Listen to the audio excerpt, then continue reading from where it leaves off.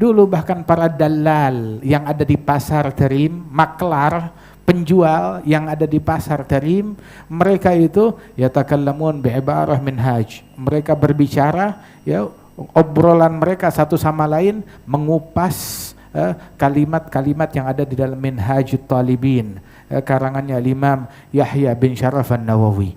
Begitu omongannya mereka begitu. Sugul muslimin kamusallal musallin. Pasarnya muslimin bagaikan musallanya orang yang sholat.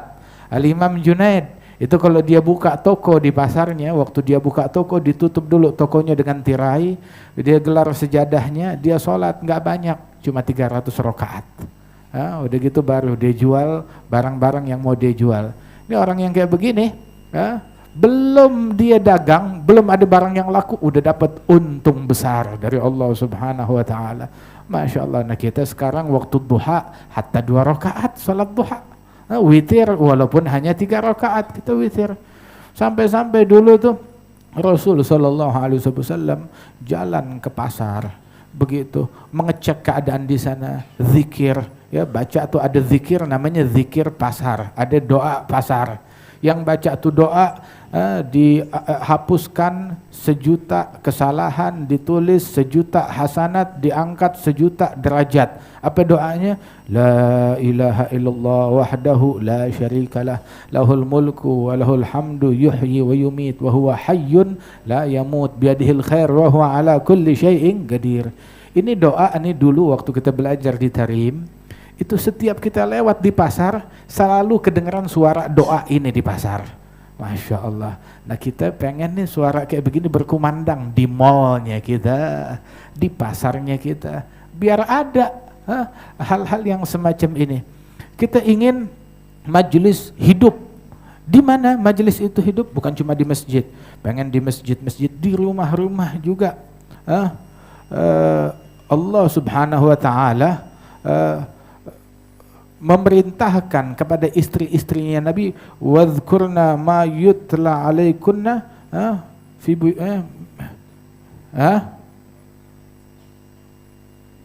buyutikunna minal min ayatillahi wal hikmah.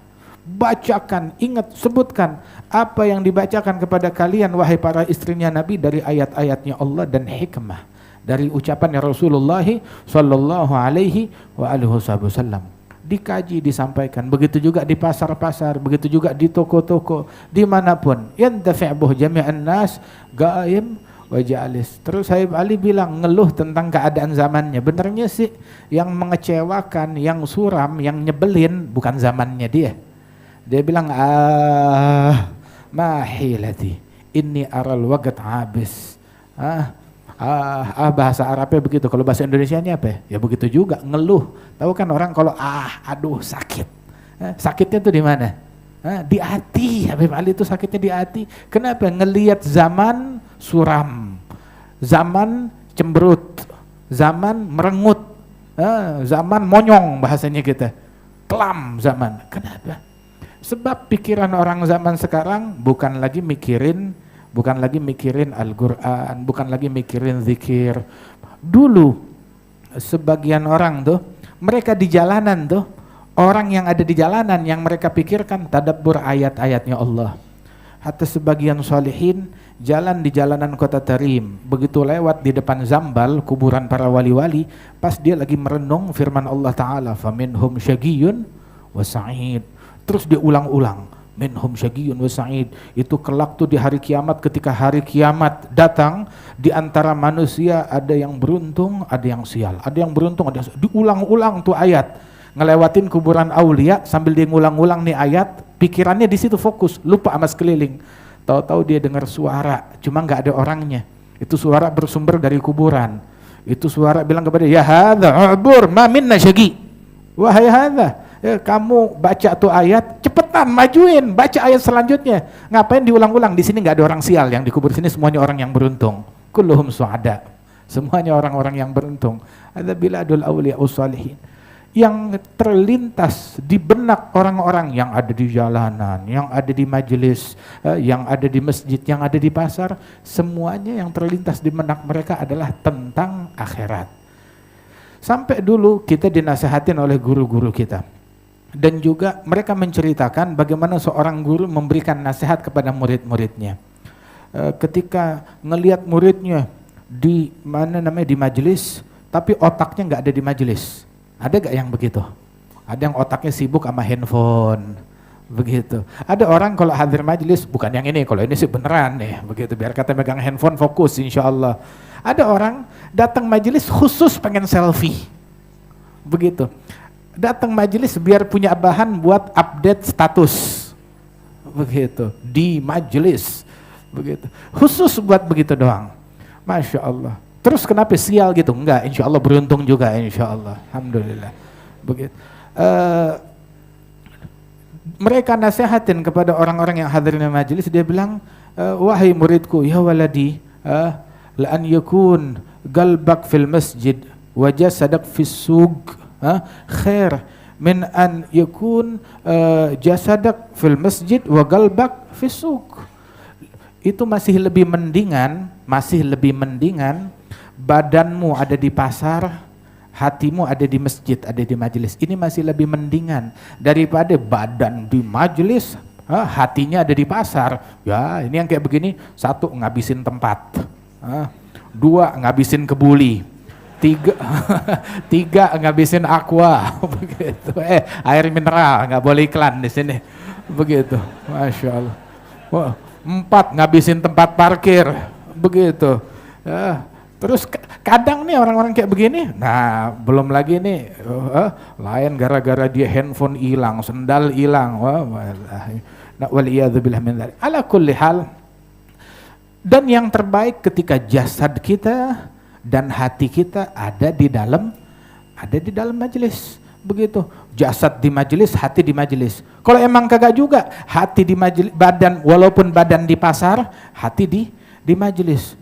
Jangan udah badan di majelis, hati di pasar. Omongan-omongan pasar dibawa ke majelis. Ucapan-ucapan pasar. Ini sih omongan-omongan anak pasar, bukan omongan ustadz, bukan omongan orang masjid, bukan omongan orang majelis. Iya, begitu. Al-Habib Ali bilang, saya ngelihat nih zaman saya, waktu saya suram banget. Kenapa orang sekarang cuma fokus sama fisik, merasa cukup badan saya udah ada di majelis. Walaupun majelis tidak berhasil mewarnai kehidupan dia. Begitu. Hadir majelis tetap putus silaturahmi. Ngaji Ramadan, ikut takbiran paling nyaring suaranya kalau takbiran. Begitu. Paling keras, kalau solawatan paling nyaring, begitu. Tapi sama ibu bapaknya durhaka, begitu. Tapi omongannya kotor, tapi hatinya penuh kedengkian, penuh kebencian, tapi kurang ajar. Waliyadzubillah min dzalik. Ayo, hendaknya nih kita jangan cuma fokus kepada kostum, jangan cuma fokus kepada atribut. Wagat makhwafuh, lakin Rabbul Arbab Haris, ini waktu yang mencekam. Apa waktu yang mencekam? Waktu yang mencekam, menakutkan ketika rahat afkar ahlu kullaha fil malabis. Orang-orang zaman sekarang cuma fokus sama atribut, sama kostum, sama yang zahir aja. Yang batin dia lupakan. Begitu. Dikiranya agama cuma sekedar atribut aja. Ingat gak? Nabi Muhammad dakwah berapa lama dakwah? 23 tahun. Berdakwah, 13 tahun di Mekah, 10 tahun di Madinah. Nabi ngalamin punya masjid sendiri baru di Madinah, cuma sebentaran. Yang 13 tahun gak punya masjid, begitu. 13 tahun sholatnya di mana? Di Masjidil Haram, di rumahnya, di Masjidil Haram. Dan di Masjidil Haram saat itu bagaimana? Dikelilingin 360 berhala. Begitu, dikelilingin 360 berhala. Terus Nabi di situ. Salat di situ, iya. Sujud di situ, iya. Sujud di situ. Diganggu, diteror. Lagi sujud ditaruh kotoran. Jeroan habis nyembelih onta tuh jeroannya, kotorannya ditaruh di kepalanya Rasulullah sallallahu alaihi wasallam.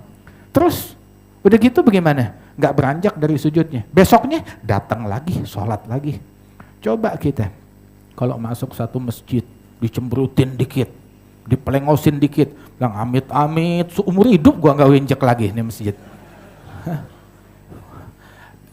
Tapi Rasul sallallahu alaihi wasallam tetap datang lagi, diganggu lagi, sabar lagi. Wah, kata beliau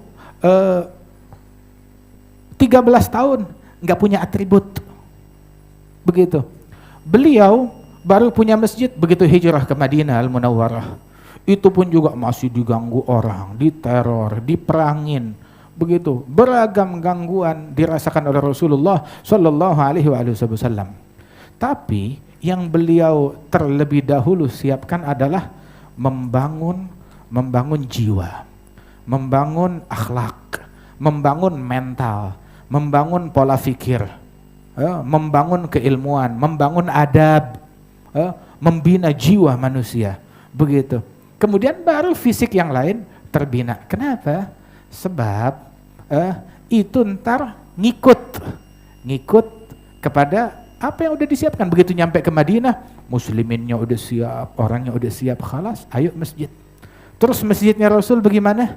Ya begitu, tiang apa namanya, dari pohon korma. Begitu, atapnya dari pelepah daun korma. Begitu, karpetnya, Masya Allah, dari tanah. Itu dia tempatnya Rasul sallallahu alaihi wasallam. Tapi asal tahu aja, 24 jam nggak kekurangan orang yang ngaji, nggak kekurangan orang yang zikir, nggak kekurangan orang yang sholat jamaah, nggak kekurangan orang yang datang dari mana-mana untuk mengkaji ilmunya Rasulullah, dengerin bacaan Qurannya Rasulullah sallallahu alaihi wasallam. Begitu, kayak begitu yang dibangun oleh Rasul sallallahu alaihi wasallam.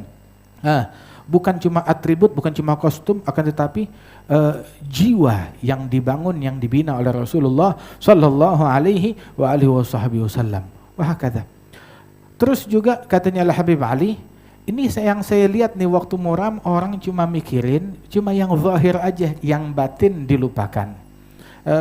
Mereka melupakan akhlak, dayya'u sirat arbabis sifatin nafais. Mereka ninggalin perangai dan akhlak manusia-manusia yang luhur dan mulia. Kita belajar kitabnya Imam Abdullah bin Ali al-Haddad, Nasaih Diniyah, tiap malam Jumat di sini. Ayo akhlaknya dikaji, diikutin. Imam al-Haddad bilang, ma min sunnatin sannaha Rasulullah illa arju anni qad amiltu biha.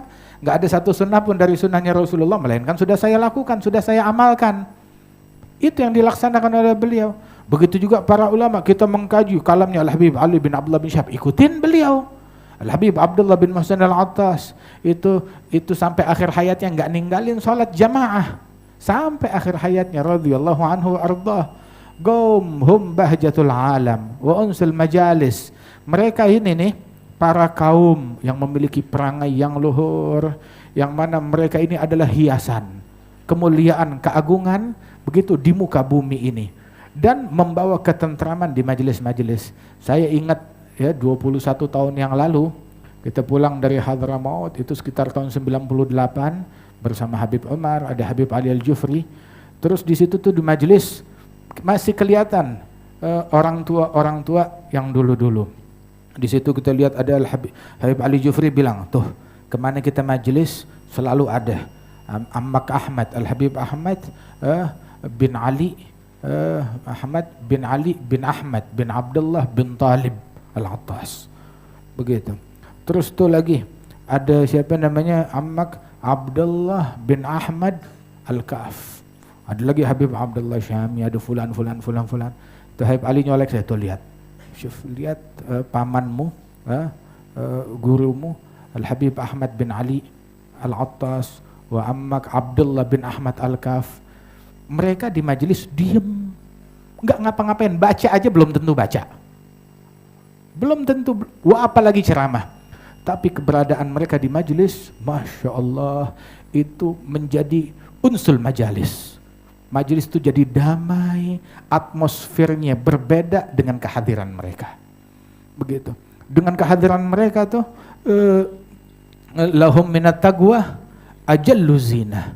Inda ligahum tanzilus sakinah wa tahsulul jam'iyatul mubinah tujdabul albabu bin fi'ali halu dhawid da'wa lahum tufarik binuri furganin yarahu dhaig la birtifa'il jah wal khawarig wala bihusnil wa'zi wal agwali fa innahum kullu munibin khashi' kullu dhi qalbin munirin lami' la man yushirun nasu bil asabi' wa huwa minas sirril masun khali. Itu mereka itu adalah orang yang macam begitu, Masya Allah. Nah kita pengen majelis-majelis kita makmur dengan orang-orang yang semacam begini. Itu yang kita inginkan. Nggak penting di majelis kita, wah majelis ente presiden nggak datang, terus nggak apa-apa. Menteri nggak jadi datang, nggak apa-apa. Begitu. Gubernur kagak datang, ya akhir cakep. Nggak ada pejabat yang datang, nggak apa-apa. Nggak ada orang kaya yang datang, nggak apa-apa. Yang penting ada Nabi Muhammad sallallahu alaihi wasallam. Soalnya kalau udah Nabi datang, aulia wassalihin datang. Masya Allah. Itu yang paling penting. Itu yang paling penting. Mau dia nggak datang fulan, nggak datang fulan, nggak datang, kagak penting. Yang penting ada Nabi Muhammad sallallahu alaihi wasallam. Begitu. Kita pengen nih majelis-majelis, Nabi tuh sudi hadir di situ. Bukan Nabi, wah nggak sudi hadir di majelis yang kayak begitu. Karena Imam Al-Hasan Al-Basri la yura fi majlisihi aghnia. Di majelis beliau nggak kelihatan hartawan orang kaya, nggak ada di majelisnya beliau. Maksudnya nggak ada, bukan nggak ada, cuma kagak kelihatan, nggak hadir. Duduk aja kayak orang, mau ada pejabat, mau ada siapa, hadir kayak biasa aja. Kamal muslimin, kayak orang Islam lainnya. Yang mau hadir ahlan wa sahlan, silahkan. Begitu di majelisnya beliau. Wala tuzkar fi majlisihi dunia. Di majelisnya Hasan Al-Basri nggak ada sebutan tentang dunia. Begitu. Ente mau di majelis itu orang kagak tahu harga naik, harga turun. Sampai siapa yang jadi dia kagak tahu. Masya Allah. Allah mati'ana bil Habib Masyhur bin Hafidh. Ada guru kita Al Habib Masyhur bin Hafidh. Dulu tuh di Darul Mustafa datang tamu. Tahu tamunya siapa? Presiden Yaman. Presiden Yaman datang. Ente apal gak nama presiden? Apal, yang sekarang apal, yang kemarin apal, yang dulu-dulu apal, begitu kita apal nama. Oh ini di Yaman. Presiden di Yaman kan udah puluhan tahun dia mulu, udah dia juga. Alhasil datang ke Darul Mustafa, ya disambut. Siapa aja namanya datang, wajib kita hormatin. Wajib kita hormatin. Gak bisa kita pilih-pilih. Hatta Yahud datang kepada Nabi Muhammad, diusir sama Nabi Muhammad. Begitu, lu najis, minggir lu dari, kagak pernah. Begitu. Ini dakwahnya Nabi, ngajak siapapun. Siapa aja mau datang, ayo ahlan wa sahlan. Begitu, kita bukan ngusir orang, apalagi orang mau hidayat, orang mau benar, siapa aja datang, ahlan wa sahlan. Kita bukan tukang ngusir orang. Kita takut kalau kita ngusir orang, nganggap lu nggak pantas di majelis. Akhirnya kita besok hari kiamat, Allah bilang lu nggak pantas di surganya gue. Na'udzubillah min dzalik. Kita bukan tukang ngusir orang. Begitu, siapa kita berani menghakimi orang lain. Alhasil datang presiden begitu, hadir di situ. Habib Masyhur ngasih sambutan, alhamdulillah hadir tengah-tengah kita ini presiden kita. Terus bawa namanya tebolak-balik. Sampai bingung, salah dikoreksi, salah juga. Nanya, Ismak Min, nama ente siapa? Dia nggak tahu nama presiden siapa. Tapi ente boleh tanya, begitu. Boleh tanya kepada Habib Masyhur tentang masalah fikih ini, khilafnya ada berapa, dia sebutin satu persatu. Dia hafal sirahnya. Tahu gak manaqib Asy-Syaikh Abi Bakar bin Salim yang dibaca di Cidodol tuh? Waktu Habib Masyhur datang ke sini, dulu nggak ada pembacaan manaqib. Waktu Habib Masyhur datang, dia yang tulis manaqib dari hafalannya sendiri. Dia tulis itu manaqib, ayo 2-3 lembar yang sampai sekarang dibaca. Nah itu dia manaqib yang beliau tulis. Jangan heran abahnya beliau Al-Habib Muhammad bin Salim bin Hafidh datang ke India, ke Pakistan, ikut dakwah di sana keliling, disambut oleh para ulama. Itu ulama datang kepada beliau minta tulisan buku karangan beliau, Hagil Faraid, Takmilah Zubdatul Hadis, dalam Fiqhul Mawaris. Minta tulisan itu. Bilang saya nggak punya, begitu, saya nggak bawa. Ini karangannya antum, iya tapi jangan takut, saya hafal. Pegang pulpen, ayo tulis sekarang. Dia bacakan semuanya dari hafalannya tuh tulisannya, Masya Allah. Cuma urusan duniawi dia kagak hafal. Siapa fulan, kagak apa. Begitu, dia kagak ngerti begituan. Wah, kata Al-Habib Zain bin Sumaid, Masya Allah. Ya, mungkin telepon rumahnya sendiri dia nggak hafal. Begitu. Tapi kalau ente mau ditanya tentang khilaf antara Ibn Hajar, Romli, Rafi'i, Nawawi dalam satu permasalahan, wah dibawain nama dia. Masya Allah, sebuku juga luar biasa. Para ulama-ulama kita dulu kayak begitu. Nggak disebut wala kenal, wala mau tahu tentang urusan duniawi. Apa dia orang nggak peduli? Apa dia orang nggak peduli? Lah, bukan nggak peduli. Sebab berpalingnya mereka dari urusan duniawi adalah penyebab urusan dunia bumi menjadi aman, damai dengan berkat sikap mereka ini. Ada orang membangun dunia dengan sholat, dengan ibadat, dengan taqwa, dengan istiqamah, dengan i'rad 'anid dunia, berpaling dari dunia. Mereka ini adalah orang yang paling berpengaruh di dalam membawa perbaikan duniawi. Begitu. Itu salah satu ibadat amalan yang paling ampuh di dalam memperbaiki duniawi. Khalas, tutup mata, tutup buku dari perkara duniawi. Wah, nggak peduli sama dunia. Taib, ente nonton berita 24 jam, ente pantengin tuh berita, apa yang udah lu buat dunia? Yang ada ente masih jadi tukang gosip, tukang ghibah, tukang namimah, tukang caci maki, tukang suudzon, tukang curiga sini situ. Waliyadzubillah. Apa yang ente buat untuk dunia ini? Tapi agwam yang kita lihat, yang kita kenal, begitu rahmat Allah menjadi langgeng berkat mereka. Wa rahmatullahi bihim tadumu. Itu rahmat Allah menjadi langgeng dengan berkat mereka. Laulahumu bainal anam ladukdikat jibalun wa ardun lirtikabil khathiyati bihim yadfa'ullahul balaya wa yakshifur razaya yusdi kulla khairin wa ni'mati. Berkat mereka Allah tolak bala, Allah Ta'ala tolak bencana. Nah lu tolak angin aja gak mempan. Begitu. Gak mempan. Ini mereka gunung kagak jadi gempa. Masya Allah, Sayyidina Umar ibn al-Khattab, dia bukan orang yang tiap hari ngecek Facebook, bukan orang yang tiap hari cari tahu berita di sini di situ, update status, nggak tahu. Sekali terjadi gempa di Madinah, ditepok pakai rotannya tuh Madinah, begitu dai alam adil, diem, emang gua nggak adil, langsung diem tuh bumi, begitu. Ente nepok nyamuk aja kagak mempan, begitu. Wah ini bumi ditepok kagak jadi gempa. Radhiyallahu anhu wa ardhah. Nah kita pengen nih orang-orang kayak begini yang hatinya cemerlang, ya Allah biar panjang umur yang kayak begitu, ya, yang kayak begitu biar makin banyak. Ya, ini dengan keberadaan mereka tuh majelis menjadi indah, menjadi nikmat. Ya Allah, enak dilihatnya, mata kita juga segar ngelihatnya. Alhamdulillah, ya. Nggak ngelihat yang monyong-monyong, begitu nggak dengar yang bikin mules, begitu. Alhamdulillah. Nikmat dari Allah Ta'ala. InsyaAllah Allah Ta'ala jaga kita. InsyaAllah Allah Ta'ala makmurkan majelis-majelis kita. Amin ya Rabbal Alamin. Dan para ulama kita yang ada di Tarim, insyaallah Allah Ta'ala berikan mereka kesehatan, afiat, panjang umur, ya.